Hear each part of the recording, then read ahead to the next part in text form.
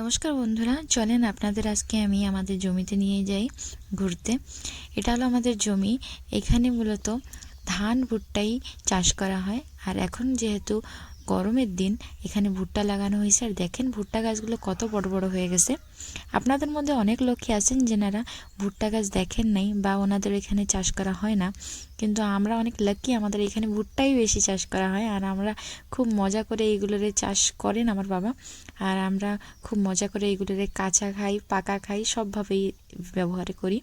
আর দেখেন এই আমাদের জমির পাশে একটা ভাইয়ের জমি, যেখানে ভাইটা অনেকগুলি কুমড়া গাছ লাগাইছিল। আর এর পাশেই খুব লাল শাক হয়েছিল, তো আমি ওইগুলোরই তুলতে গেছিলাম।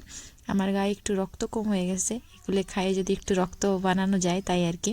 আর দেখেন এখানে আমার বাবা আমারে নিয়ে গেছিলো, আর বাবা বি এখানে তুলে দিচ্ছিল আমারে। আর অনেকই কুমড়া লাগানো হয়েছে, অনেকই কষ্ট করে ভাইটা সারা রাত্র ধরে স্প্রে করা লাগে, খুবই পোকা লাগে। আর পাশে ছিল এখানে ধনিয়া গাছ, ধনিয়া পাতা বি আমাদের নেওয়া লাগবে, তো বাবা এখানে ধনিয়া পাতাও তুলতেছিল। আর এইখানে রয়েছে পালং শাক। মূলত পালং শাক, পালং তো আমি একটু ডাউটে আছি, আমি ঠিক জানি না, আপনারা কমেন্টে বলেন। এই শাকগুলি বি অনেক খেতে ভালো লাগে বলতেছিলে বাবা। আর দেখেন এটা হলো দেশি কুমড়া গাছ আর কি। ওইগুলো ছিল আপনার হাইব্রিড, আর এটা হলো দেশি। এগুলোর শাক খাওয়ার জন্য লাগানো হয়েছে।